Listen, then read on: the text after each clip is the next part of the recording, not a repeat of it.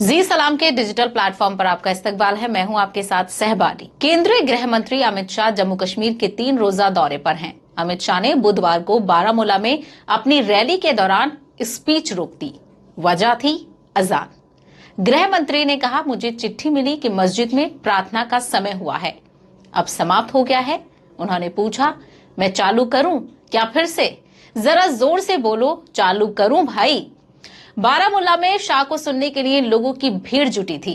मंच से खुद गृह मंत्री भी पूरे जोश में संबोधन दे रहे थे। बारामूला रैली में शाह ने कई बातें कही। शाह ने कहा कि हम जम्मू कश्मीर को देश की सबसे शांतिपूर्ण जगह बनाना चाहते हैं और कुछ लोग कह रहे हैं कि हमें पाकिस्तान से बातचीत करनी चाहिए। अमित शाह ने कहा, हम पाकिस्तान से बातचीत क्यों करें, हम कश्मीर के लोगों से बातचीत करेंगे। नरेंद्र मोदी सरकार आतंकवाद को बर्दाश्त नहीं करेगी और हम इसका सफाया कर देंगे।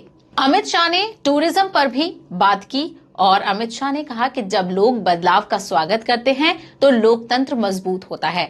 गृह मंत्री ने कहा कि पीएम मोदी ने उन युवाओं को कंप्यूटर और रोजगार दिया है जिनके हाथों में पहले पत्थर थे।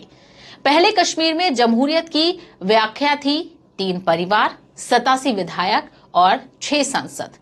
प्रधानमंत्री जी ने जम्मू कश्मीर में जमहूरियत को जमीन तक, गांव तक पहुंचाने का काम किया है। तो बेहद खास रहा अमित शाह का जम्मू कश्मीर का दौरा। और ये थी अमित शाह के दौरे से जुड़ी जानकारी। इसी तरह की जानकारी वाली वीडियोस के लिए जुड़े रहें जी सलाम के डिजिटल प्लेटफॉर्म के साथ।